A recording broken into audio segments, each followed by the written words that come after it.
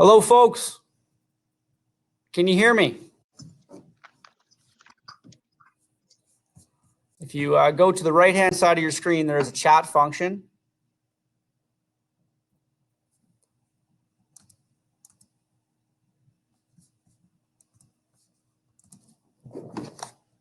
We're going to give it just a few minutes. We'll start at 10:30 or maybe 10:31, but just want to give a few more minutes for people to trickle in.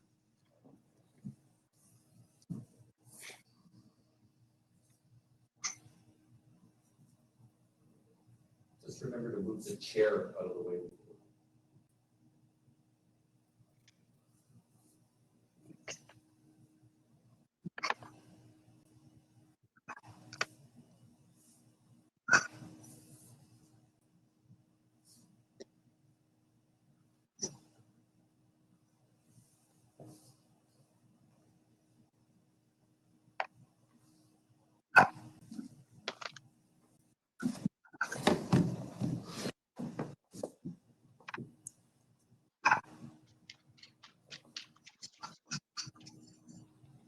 Okay, I see some good mornings on the chat. Morning from Cold Lake.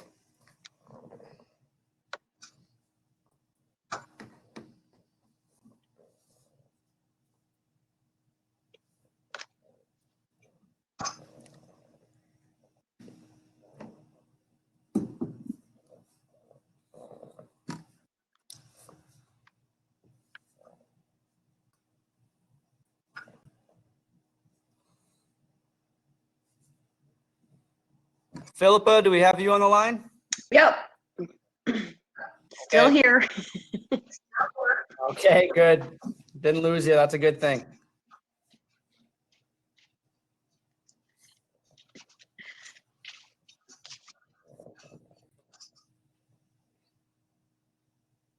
Hello from Ottawa.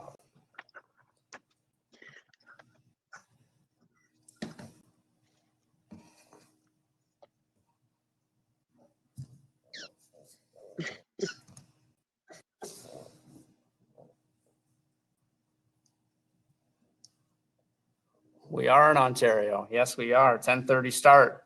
Hello from Kingston.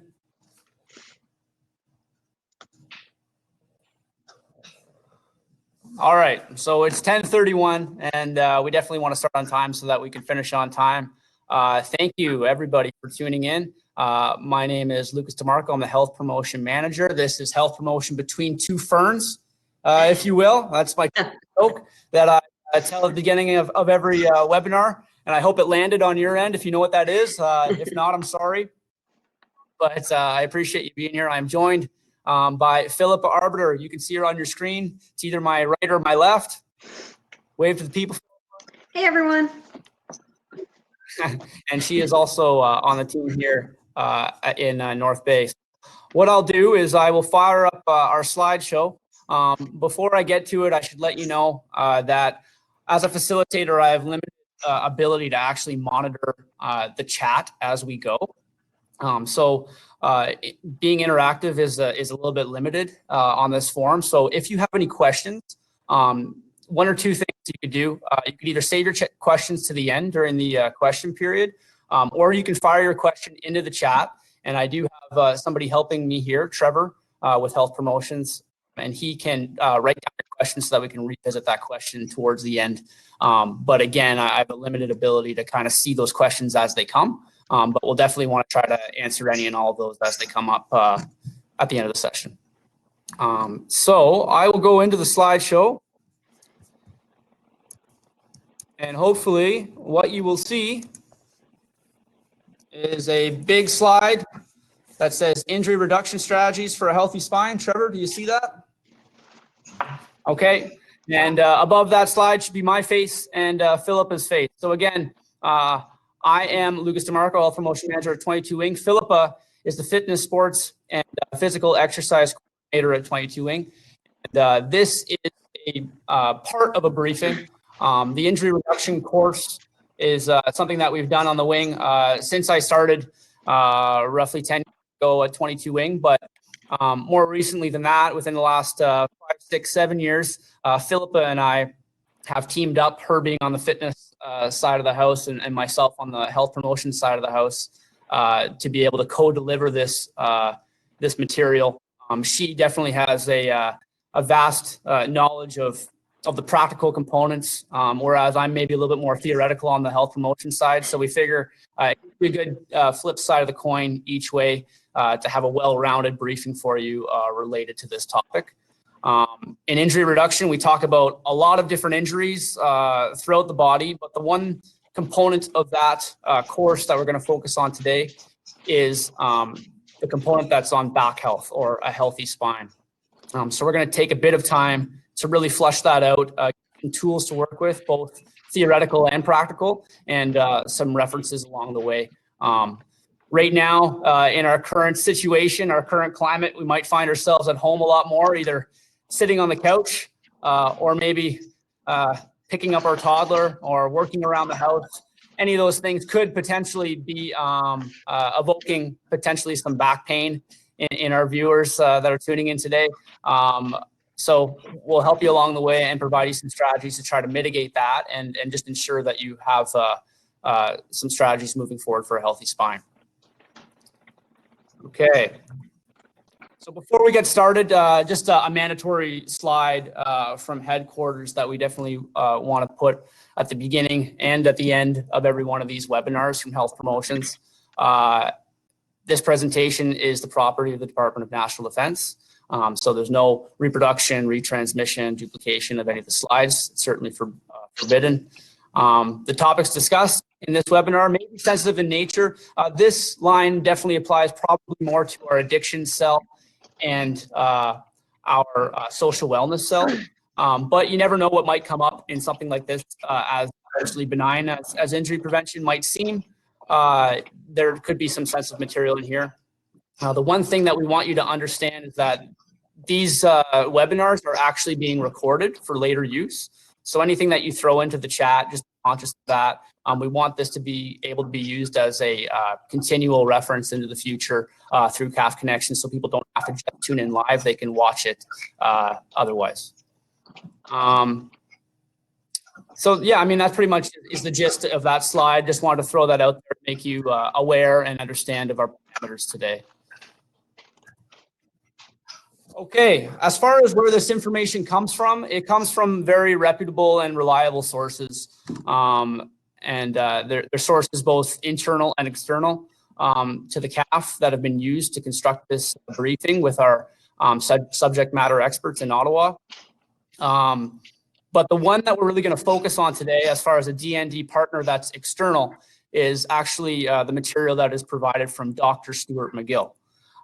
So Dr. Stuart McGill, if you don't know who he is, you could easily just Google his name and his name will come up in reference to back research and spinal research. And he was working at the University of Waterloo for a period of 30 years, actually a little bit more than 30 years. He was the professor of spine biomechanics there. And he is a world-renowned researcher, has really set the bar for research around the spine and mitigating pain. And you'll see his name throughout these slides in the injury prevention material. And you'll see that he was already there in the first place, but Philippa and I feel like we have a pretty unique opportunity to deliver this material because first of all, I was a patient of Dr. McGill's at one time when I encountered some back troubles about 2 years ago. And Philippa was a student of Dr. McGill's. So you're going to get really a well-rounded brief, a unique brief, we think, because you're hearing from both a patient and a student, now a teacher of McGill's methods. So we're definitely excited about that opportunity. Is everybody seeing the slides? No. Philippa, are you seeing the slides? I tried to refresh and it didn't quite work. So you're not. Not sure. Okay. So what I'll do is I'll just go back and I'll reload those slides. I'm sorry for you that are trying to follow along and anything. Well, they came on for a second there. Bear with me. Just a minute. We're only health promoters and fitness specialists. We don't have the the well-rounded technological skills that maybe we should. This is our first few times using this application, so bear with us. I told you this would happen, it's okay. Mistakes are how we learn. And this is just a learning process, right? So it's all good. Yeah, this is like the social wellness side of things. Give me that motivation. Okay, so I'm going to share this screen now. And please tell me that Loading. works. Yes. Oh, yeah. Oh, yeah. All right. Yeah, Trevor, give me the thumbs up now. Okay. So there are partners, and again, that D&D partner that we're really relying on in terms of where we're getting our information from today is Dr. Stuart McGill. And I think I've said enough about that. You're getting a patient and a student purview on that information. So again, there's a slide in terms of stats and where people are experiencing injuries on their bodies within the calf. It is an old stat you see from 2007, but they're pretty close to present day in terms of what those values are. So in our full course, we cover everything from lower to upper to vertebral column to head and neck and others. Again, today we're going to focus on the spine. We're going to focus on that third line in terms of what we're talking about. So that hopefully gives you a bit of context within the calf anyways. And globally or even national, if you look at statistics, most of us will not get through life without encountering some sort of back pain. It's very common at some point in life. Usually we deal with that. Maybe some of us get lucky and we don't, or we take care of ourselves a little bit better than the others. But whether it is through nature versus nurture, we tend to run into back issues as human beings, and especially in the modern era when a lot of us are sitting down at our desks and still trying to be physically fit at the same time. But hopefully that gives you just a bit of a snapshot of where we are within the calf.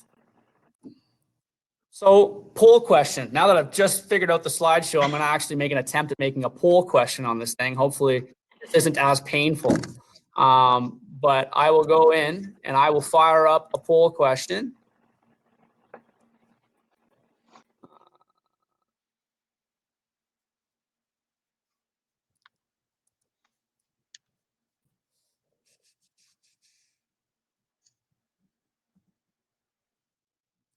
Maybe I won't. Maybe I won't. It's okay. All right. You know what? We're just gonna do it this way. In the chat, if you will, yes or no. Have you ever suffered back pain for more than a week? So we just have an idea. Wow.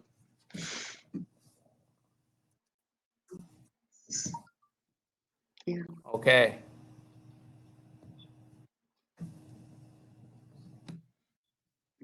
So we're seeing some yeses.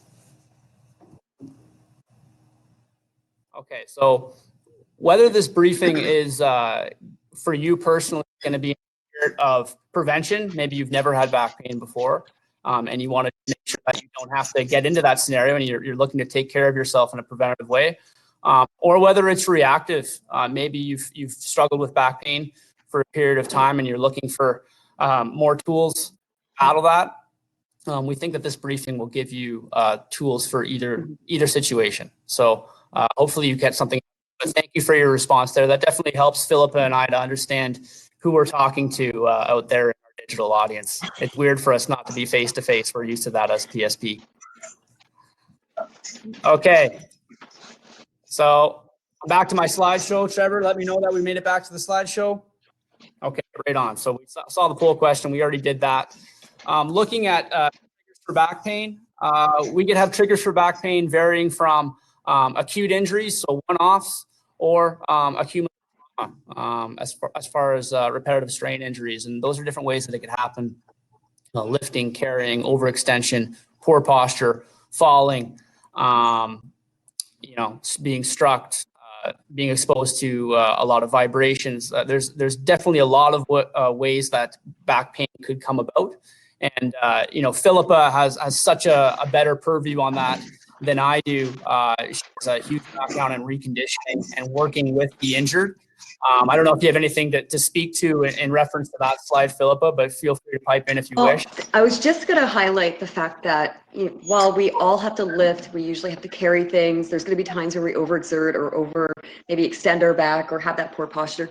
Most of those issues come down to positioning when we're doing those movements. So if we're using a poor position consistently, that's creating a lot of fatigue in the wrong areas of our back. And that's when those other areas that are less used start to come in, and those areas get really tight. So a lot of these, I mean, it's body exposed to vibrations. There's only so much you can do in terms of preparing your body for that. And, you know, if that is part of your job and you have to experience that on a day-to-day basis, the exercises and the stuff we'll go over today will definitely aid you in preventing a lot of that back discomfort. But a lot of all those things comes down to not paying attention to how we're moving and moving improperly and creating that triggering effect of that injury starting. So that's that repetitive strain moment or an acute injury. It all happens from that poor posture, or, you know, there are accidents that obviously happen where we have moments where we, you know, we are struck something, we are pushed against a wall playing hockey or something. I see a lot of injuries from that, coming from that. But, and those ones you can't prevent. There's all the exercises in the world you can do.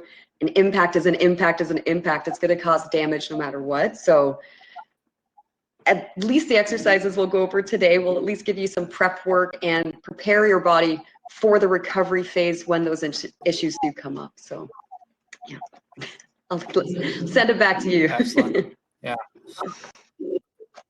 Yeah.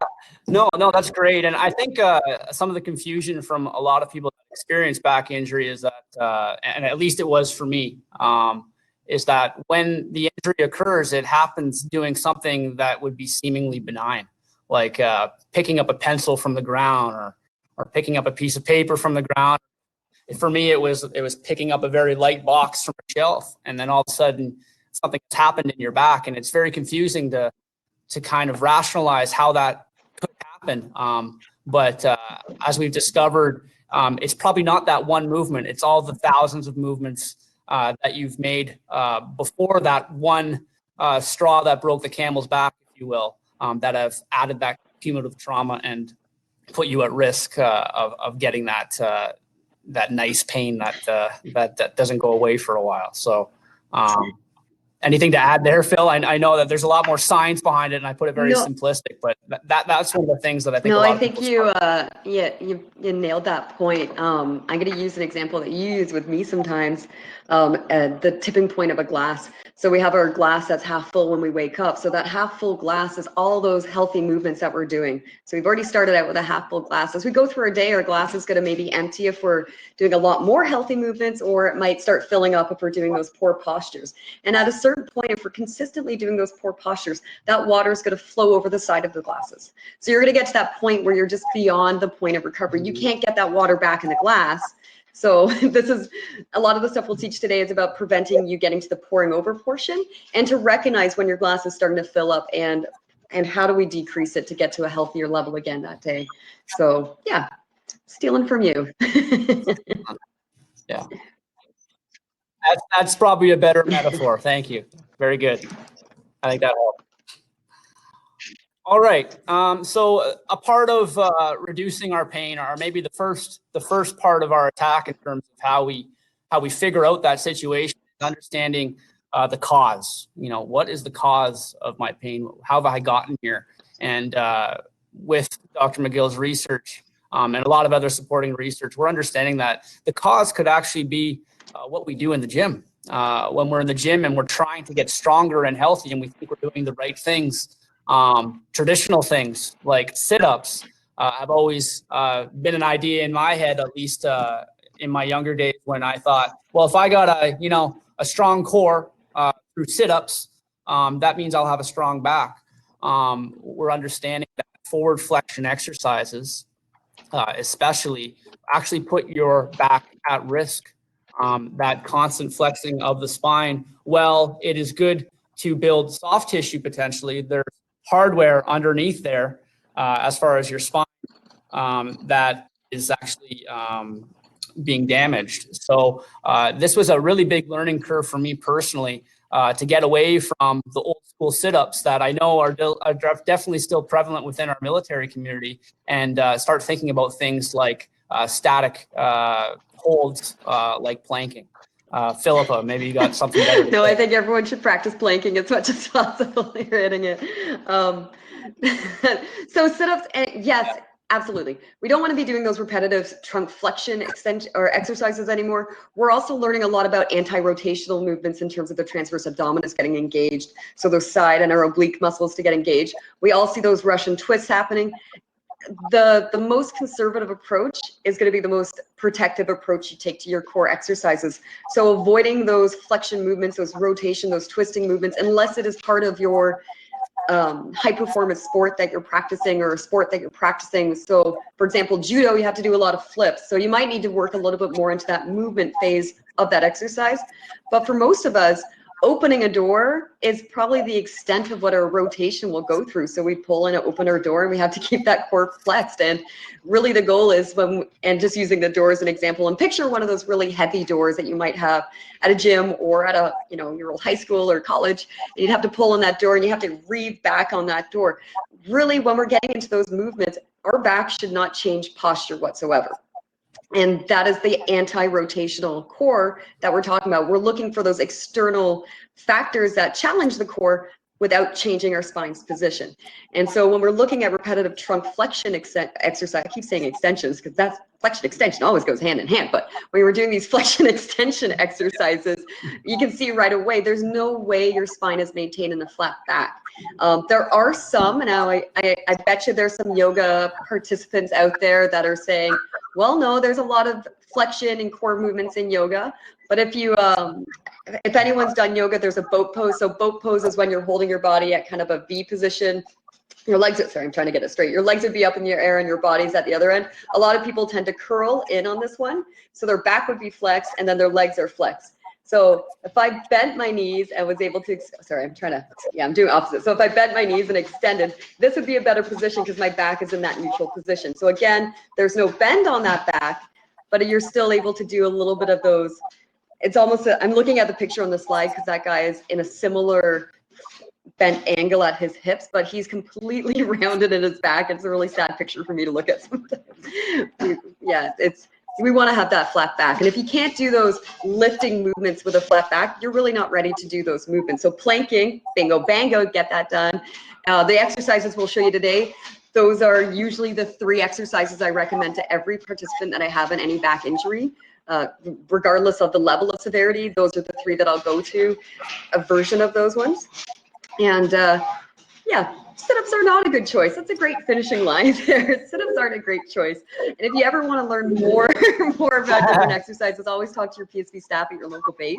They'll give you hundreds of different exercises that are not for trunk flexion exercises. Back to you. Excellent. Perfect. Thank you. Okay, so more things that might not be a good choice. And again, it's not that sit-ups or even these things that you see on your screen right now are inherently totally bad and evil. It's just we don't want them done in repetition because the science behind it, and as you see, there's a lot of numbers there, but basically looking at the red numbers, the high compression, those movements seem to have high compression on our spinal tissues that if over time and if done quite frequently, can have a cumulative damage to those tissues. So again, some of those exercises were definitely some of my favorite exercises years ago. And I have no doubt that that type of thing combined with the sit-ups that I did and maybe a few other things that I shouldn't have done had all created kind of that perfect storm for me to run into the situation I found myself in a couple of years ago when I lifted that light box and all of a sudden had a flare up.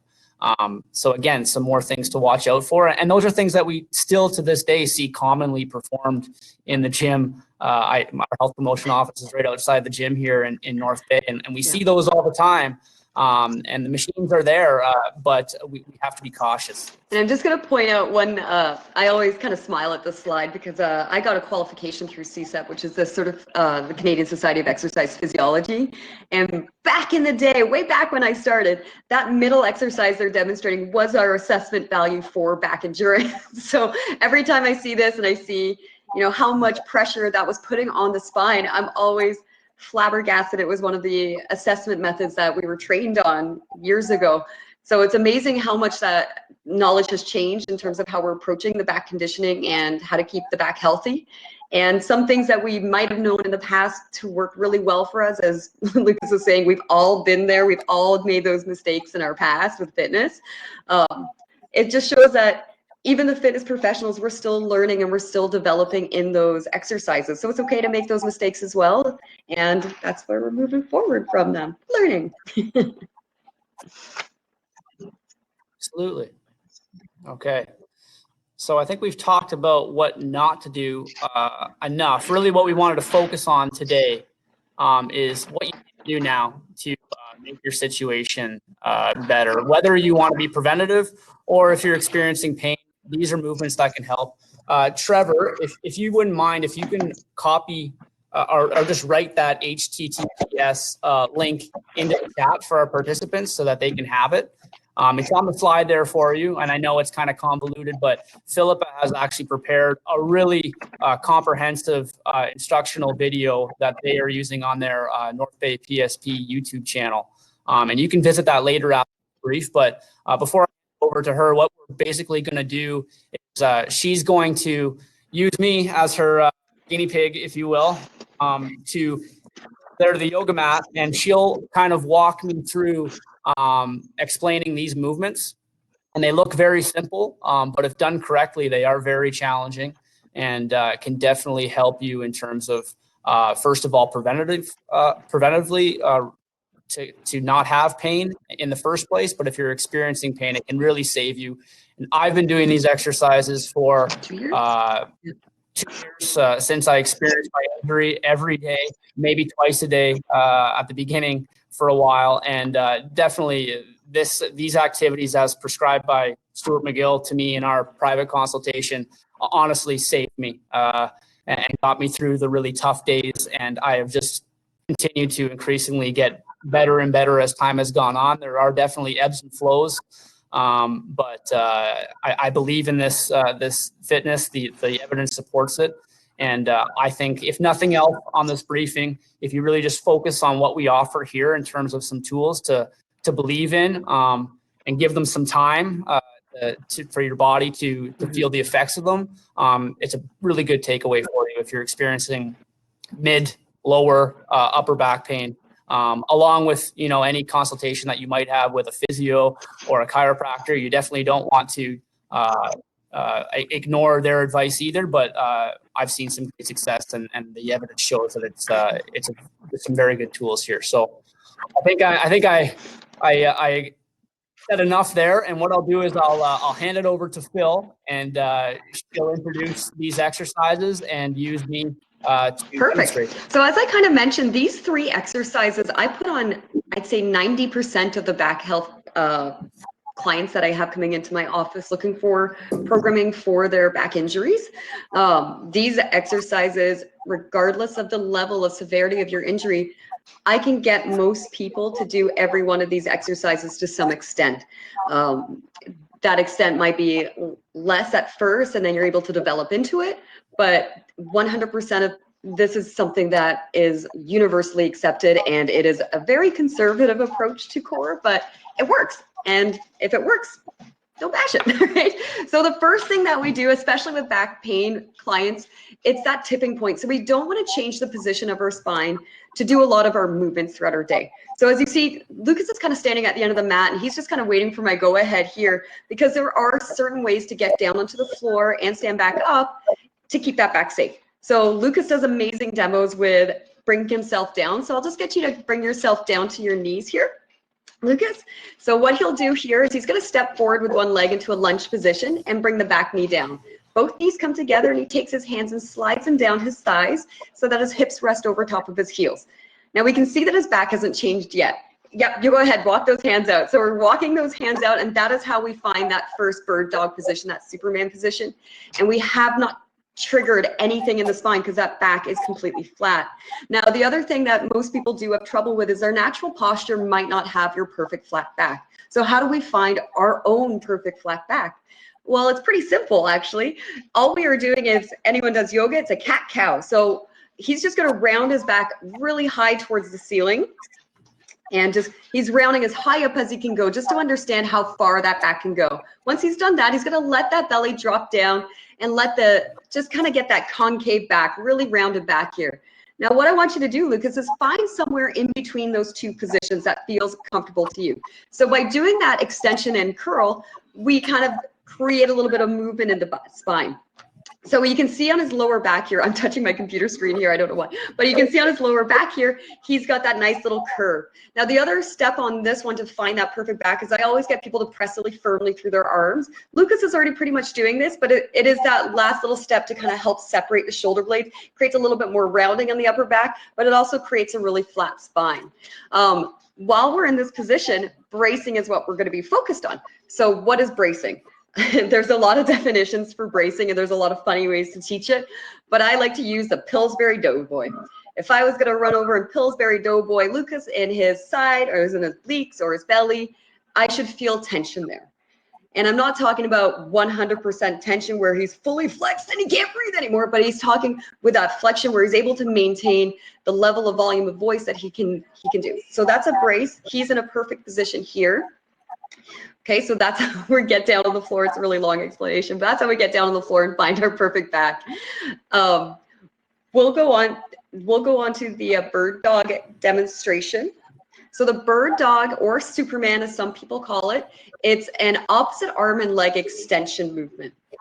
And when the McGill difference versus doing this with a lot of other typical classes is with bird dogs or Supermans that you normally do, you do it consistently. So you're exchanging those legs and just kind of going back and forth, back and forth. With McGill, he proposes that we should be training our neurological system as well as our physical muscular system. And in order to do that, we have to hold those positions a little bit longer. No longer than 10 seconds. 10 seconds is when our neural system fatigues and we have to take a break and then re-engage so that their neurons are firing in all cylinders. But it is that 5 to 10 second hold that you're looking for in these positions. So Lucas, why don't you go ahead and show us your opposite arm and leg extension in your bird dog. Beautiful. So as you see here, he's punching through that front arm. That's engaging through all those muscles on his arm. He's really kicking through his back heel here. And as you notice, that toe on the back foot is almost touching the ground. Notice that the back didn't change. I'll get you to change sides there, Lucas. Switch sides. Changer la side. So here we have, again, he's switched sides. I just wanted people to notice, and I'll just get Lucas to just go through his bird dog just as comfortably as he is, and I'll just talk over top of him. So notice the lower part of his back there. There's absolutely no movement. Even when he does the leg extension, that is usually where we see the most movement when people are doing this exercise. So their hips are lifting, they're trying to find movement for the leg to go around. Really, and this is something that took me a while to learn, and I should never admit that, but it did. The goal here is the belly button stays over the same spot. So if we're keeping that belly button over the same spot and changing the focal of balance, that's the challenge here. So we're really trying to fire up. You can see through his arm. I'm just going to point out his arm because he's got a really nice pressure point through that shoulder. You can see the engagement through the arm, and that's forcing that back to stay in that nice little bit of that rounded position. And I know this doesn't look so hard, but anytime you hold this position for 10 seconds, I guarantee you this is a good workout. My goodness, you can get some really good work done here. As you get more comfortable, you can do one where you have a elbow and knee touch. There you go. And again, adding that movement in there, the goal is to maintain that neutral spine. Okay, so even when he's doing that movement, no back movement. Excellent. Walking the hands back up, taking a break. I'm sure he needs a little breather. Thanks, Lucas. That was excellent. So that's the bird dog. It shouldn't be a new movement for a lot of people, but it's just new in the ways we're interpreting how to conduct it. So the next thing I'll get Lucas to do is the side bridge, or that middle side plank position. So to get into this position, and this is another technique, he's rolling down and he actually rolls to the side. So you can see that the spine stayed flat throughout, and that's because he's got some bracing going on in his core while he's doing that transition. A lot of times when I get people to switch over to their side planks, it's a flip-flop. They just flop their whole body down to the side and bingo bango, I'm done. No, we really need to maintain that neutral spine. And that's our tipping point. We don't want to create that tipping point. So the side bridge for McGill, again, is different than how we've ever done bridges or side planks before. You can see that he's demonstrating with a kneeling position, and this is because when you do McGill's side plank or side bridge, as they call them, it's actually more challenging. So I always have people start on kneeling. Even those very high-performing athletes, I'll have them start with a kneeling and work into it probably for about a month before I even introduce the straight legs. Okay, so it's okay to take time to practice in the kneeling plank. So to start with, he's working on a hip hinge. So he's pulled his belly button forward to lift up into that side bridge position. And what he's also doing here is he's anchoring with his elbow. So he's pulling his elbow towards his opposite hip, or I guess the same side hip, not the opposite. And by doing that, he's firing through the lats and he's firing the obliques even deeper. I'm going to get you to push back. So notice as he comes down, he pushes the hips further back to the mat. He doesn't flop the body down. Again, when he comes back up, he's lifting through the hip line, belly button's being pulled forward. It's almost like there's a string attached to his belly button, and I'm pulling it forward to bring him standing, and then I'll pull him backwards with the anti-string on the backside of his belly button to pull him backwards. Now, as we get more comfortable into this one, I'm just gonna get you to demonstrate one with the one single leg extended. So if I was going to bring him up and he was standing really good at this one, holding it for 10 seconds, no problem, this would be another stage that you could take. It works a little bit more on the abductors of the glutes, and that's exactly what we usually find is a bit weaker when we have lower back issues or chronic injuries. And again, sinking back with the hips. The side bridge, try it. The video or the link that Trevor sent has really has a really good demonstration of it and gives you good examples for you to follow along. So it's actually time for a full minute for you to try it, 30 seconds on each side. So I do encourage that one. Thank you, Lucas, for that one. That's right. We were going to so we're going to demonstrate the curl up last. This one, Lucas, just to remind you, just to chew this one off of the mat because this one is a little bit harder to see. So as you notice, and I might get Lucas to repeat that one because that's a good workout too, but when he rolls over there, notice that it's a life-saving technique. It's that one arm is extended beside the ears. So again, demonstrating that, walking out with the hands, he brings himself into that bridge position, slides one arm forward, rolls over, spine is flat and straight and safe. And these movements, these transition movements are just as important as the exercises. It's all about not triggering those instances. Okay, so the McGill sit-up. This one is by far one of the more, I want to say, technical ones. It's a little bit harder to finesse and finish on yourself. So to start, he's found himself in a very neutral spine on the ground. He has one knee bent and one leg extended. He has both hands underneath the small of his back. And when your hands are there, just like when you're in your neutral back, you should be able to move those fingers around because there's space there. So if you're trying this along with the video, try moving those fingers around. Try bracing the core and then moving the fingers around. So engaging, preventing me from Pillsbury Doughboying you, brace that core and see if you lose that curve. If you lose that curl, we're engaging the wrong muscles. And that's our reminder to that. So always have that space available. The McGill sit-up, it's a small movement. We're talking like maybe 1 to 2 inches of a lift here. It's not a big movement and it's all about posture in this one. So to start, you kind of tuck your chin a little bit towards your neck, not down, but you're just tucking it back. And that's just to engage the neck muscles. You're going to brace the core and then you're going to lift slightly off the ground. So I'm not sure if anyone saw that, but it's such a small lift. It's all about the transfers on this one. So it's all about firing up those stabilizing muscles, not our erectus dominus, not our main muscle movers on our core. These are the smaller muscles that are harder to fire up. Again, holding for 10 seconds and then lowering down. Common issues that people have in this one is actually neck pain when they do this. Neck pain is usually from people that don't have the right posture for their neck. So if it is yourself that's experiencing neck discomfort during this movement, bring yourself back down, tuck the chin a little bit, and realign yourself. The other thing that I'll get people to do, although I don't do it very often because some people go full crunch when they do it, you can always leave one hand underneath the back and one hand to the back of the head just to help remind you to guide that body. So that's just as an option. The second the arm is higher than your hips though, it creates a little bit more dynamic tension for the core. So you're going to work a little bit harder in this one, but it might help your neck discomfort if you're experiencing that. The other problem with the neck when we do this one is that our neck muscles actually might be the weaker portion of our back, and that's why we're feeling it during this position. So many of us, I'm just going to turn to the side, many of us when we're sitting on the computer have a slight lean forward with the neck, which means that these muscles at the back aren't firing up properly, and those are the muscles that usually get really upset when we do these movements, because they're engaging finally. They're finally being remembered. They don't want to. They like to be ignored. So so the question just came in, and I'm just going to point it out right now. Are you lifting your head up off the mat, straight up, or curling it in? So you are just doing. So if my body is a plank, there. Sorry. My body's a plank, and I'm on my side. I'm lifting my body up as a plank. So I'm not curling. It's a plank. So it's that keeping that straight back. I know it's really hard to see in the in our demonstration. We're trying to, like, there's shadow there. You might be able to see the shadow, but it's that really slight movement. It's just a little lift. So it's almost like you're firing up and just hovering and then lowering back down. Should be called the McGill hover, if we're going to be on.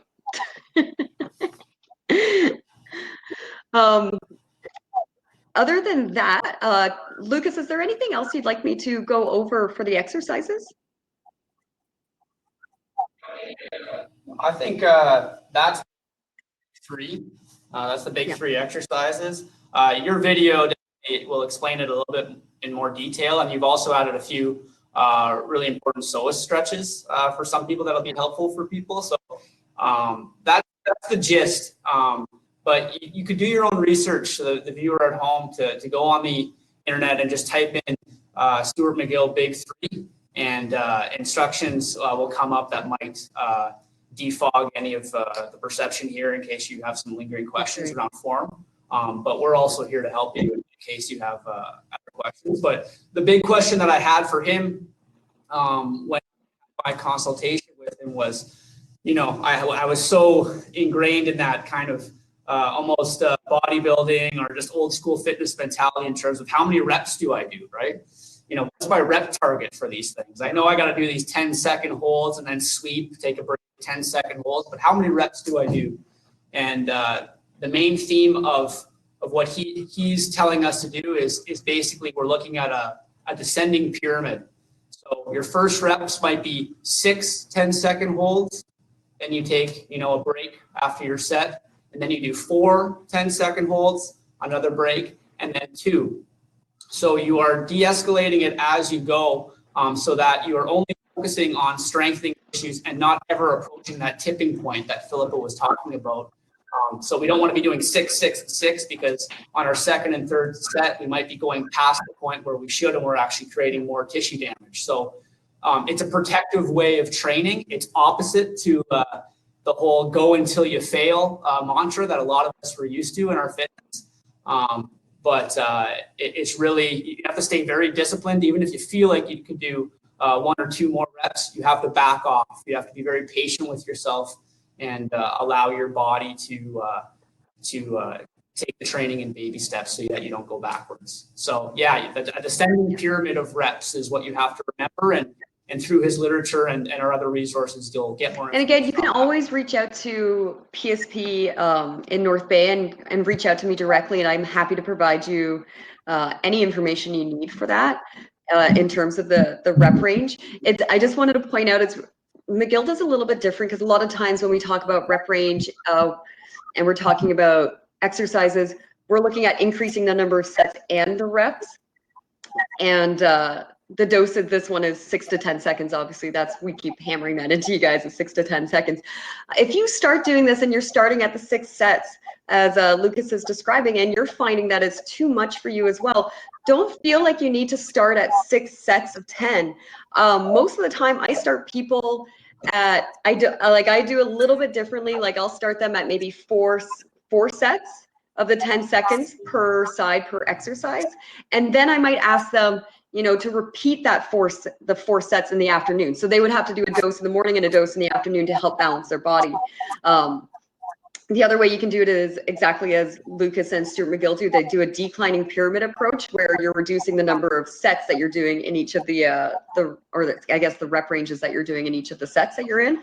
And that's okay as well. But I would encourage, if you are going to start at that high level, do talk to your fitness professional. If you do have an underlying back condition, please do check with health services or your physician first before implementing these changes, because it can be a little bit stark on you, especially because we can't do those in-person assessments right now to do those correctional cues for you, because that's really important for us to do as well. But yeah, there are some things you can do via webcam, but it's a little bit more, it's almost there. We're almost able to get you perfect kind of thing. Yeah. Nice. Yeah, that's a really good point, Phil. And I will say, actually, when I started with Mr. McGill, he actually started me on 4, 3, and 1. I had come to him doing 6, 4, and 2 because I was just still in that kind of mentality of go hard and correct this problem as quick as possible. And he got me to back off and brought down my volumes and the amount of exercises that I was doing, even though I felt like I could. Again, you have to kind of take a step back and the different recommendations that you've used with clients, it's so much circumstantial and from client to client, and understanding how your body's a trial here that you unfortunately have to go through in the first little while of figuring out a back problem. But with those kind of guidelines, try one of those and see how you respond, and then fine tune from there with the help of a professional like Philip. Exactly. Perfect. Okay. So hopefully that gives you a good introduction on what the big 3 are. Again, they look very simple, but if you do those correctly, I promise you it is a challenging workout. It's just a different kind of workout. It's a mental workout as well. So I'm just going to pull one of the questions from the side. Okay, Sorry to interrupt you there. Just to highlight, will this help with ruck pain when ruck marching? Yes. I just want to highlight that. Yes, yes, yes, yes. Please. And if you are one of the ruckers that doesn't get pain until partway through your ruck, especially, do this before you do your ruck. This is going to fire up those muscles that protect the spine and help you throughout it. Yeah. And days after, especially if you experience that discomfort days after, because I know, like, I used to work at an army base as well, and a lot of people would have a lot of discomfort from the ruck marching and the quantity of ruck marching that they have to do. And these exercises and the stretches that I put in the video, we didn't touch on the stretches during the demonstration, but there are stretches on the video that will help with mobility in the hips and in the lower back for those moments where you just need that 20 minutes of relief from the discomfort that you're experiencing. Or if it just, and those, back it up there, those stretching exercises will also help prevent a lot of discomfort in the future, because it's creating that mobility in our spine and our lower back. So I can't highlight enough how much these 3 exercises can resonate on every area of your fitness and your activity levels throughout your day in terms of decreasing your pain incidence. Can't stress it enough. So important. I'm sorry, Lucas. No, thanks for catching that on the chat. No, that's great.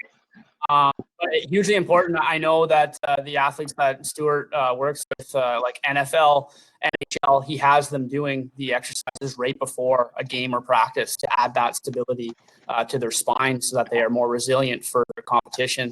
And that applies to any kind of physical activity. So, and then as far as escaping pain, at the beginning when you're really fired up and you have a back, episode, and it's that 24/7 pain. If nothing else, what these exercises will do, and I can definitely attest to that, is it gives you that, like Philippa said, 20 to 30 minutes escape. It gives you that just relief. You feel the relief when you're doing the exercises, but there's about a 20 to 30 minute window afterwards where you feel like you're kind of walking on a cloud again before that pain might creep back into your back. But as you go on, that window expands and expands, and sooner or later you find yourself in a better spot. So just believe in the training, and it definitely helps you that way as well. So Trevor is firing a sign at me that says we got about 10 minutes left. So we might have to rush through this last little component before, because we want to definitely have enough time to take questions at the end, because we hear them coming up that Philip is catching. Okay. Philippa was talking about the curvature of my spine in the lower back, and that's something that we have to think about in all movements. So it's about moving well. It's not just about doing these specific exercises perfectly well. it's not just about the 30 minutes of exercise that you might do a day. You have to think about the other, 23 hours in a day where you might be moving. You got to think about moving the right way all the time. And the term that Stuart McGill uses is spine hygiene. It's kind of a funny term. It doesn't mean wash your back with soap and water all the time, but spine hygiene is just about thinking about your positioning in everything that you do. And I talk about my own recovery in terms of ebbs and flows. I can say that a lot of the ebbs were definitely due to me being out of pain and then thinking, okay, I'm good to go. And then forgetting about how I was moving through space and daily activities, checking my phone, working on the computer, picking up the odd thing off the ground, picking up my child the wrong way. When you're not in pain, it's very tough to remember how to move well because you don't have that constant feedback of pain entering your system to let you know that you've moved the wrong way. So that's really where the discipline comes into play. Whether we're, at work or we're at play, we really do need to think about our spine hygiene and all the movements that we do, whether it be training or otherwise. Anything to add there, Phil? Nope, it's that tipping point. It's that glass being full and filling throughout your day. It's so important. I mean, I'm looking at the slideshow in front of us, and just looking around the slide, I can see there's probably about 3 or 4 people in those pictures that are not maintaining that neutral spine. And sometimes it is hard to maintain a neutral spine. Like the guy, let's just point, I'm so sorry if this is you and you're in the presentation, but if this is the guy that's standing on the airplane and he's spraying down the propellers, I'm so sorry. But his position, we can see that he's hinging a little bit at the hips here. Why is he hinging forward for a spray? Like he should be standing very straight in that position. He can be erect, or he can have softer knees and reduce a little bit of that compression on his spine. So just those little things throughout our day, they all add together and get to that tipping point. Yeah. And that's all I have. Yeah. Great. Okay. That's good. Okay. We don't have too much time to get into this in any kind of depth, but the unfortunate reality of a lot of our occupations, maybe not everybody out there, but definitely a lot of people in the modern era, is we're sitting at our desk. We're sitting for a long time. And we have to think about things like the ergonomics of our setup. For sure, there are some very good guidelines that we have at Health Promotions offices, and you see on that slide, and you can find online for sure. But there's an expression that the best posture is the next posture. Okay, so the best posture is the next posture. So that just means to say that no matter how perfect you are at your workstation, everything's at the right height, at the right level, at the right distance. If you sit in any position for too long, you're still going to be putting pressure on certain tissues along that chain. We have to get out of our chairs. We have to switch up our position. We have to, our bodies want to move. They don't want to be still for too long. So perfect ergonomics is not the only solution. We have to keep moving. And then besides what we feel in our bodies, there also are some very dismal stats in terms of longevity and long-term health. People that sit in their chairs for more than 6 hours a day, you see those really dismal projections. Again, those stats are probably taking a lot of liberties in terms of your lifestyle and things like that, but there is an expression in health promotions called sitting is the new smoking, in terms of how bad sitting is for you on a continual basis. So we want to kind of remember that and find excuses to get out of our chairs where possible. One thing that I do is I'm always sipping on one of these, so I got to get up frequently just because of nature. But whatever strategy works for you, if it's a timer on your watch or if it's a way to have a workstation where you're able to stand for a portion of the day, or whatever you need to do to get out of your chair, definitely great for your spine, but also will pay off in terms of your health.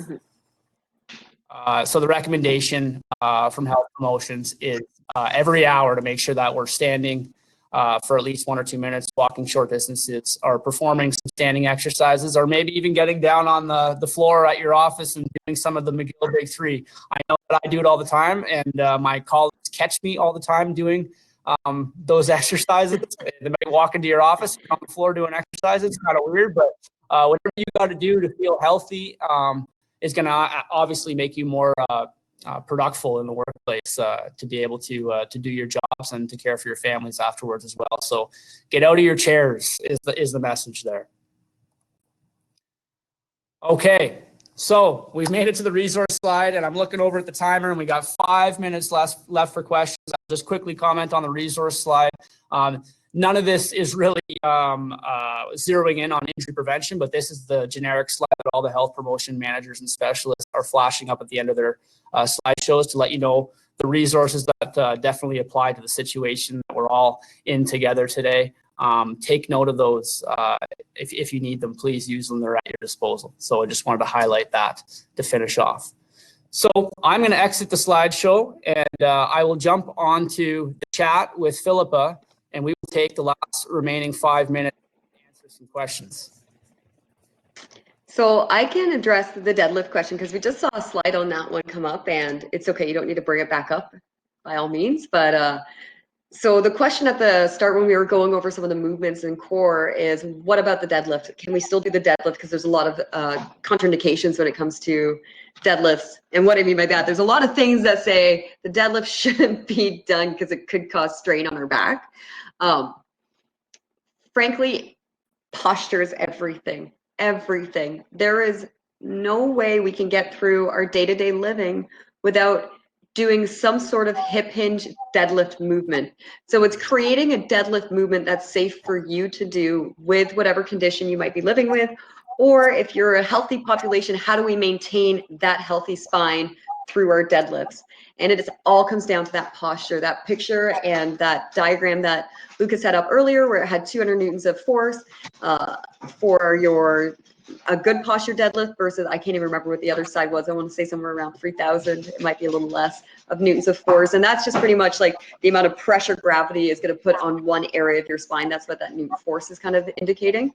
So when we're looking at our deadlifts, and McGill trains it this way as well, anyone that has a back issue, we tend to take them to a single leg deadlift and teach them how to do that single leg deadlift properly without changing the position of the spine, because the deadlift is a hip hinge movement. So the movement shouldn't come from the spine at all. That should be staying throughout. There's my husband walking back, but the spine should stay straight throughout, and it's the hips that it's hard to show with my hands in my picture, but it's I can't even do it. I'm not even gonna do it. So it's the hip movement that's really gonna be the movement. Like, this isn't working. It's opposites. It's not working for me.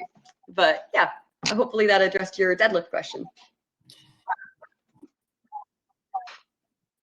Yeah, the hip hinge, I'll say, even just for daily movements, is kind of a mind-boggling thing to get perfect, but it takes time and practice. So, yeah. Okay. Do you have any other questions?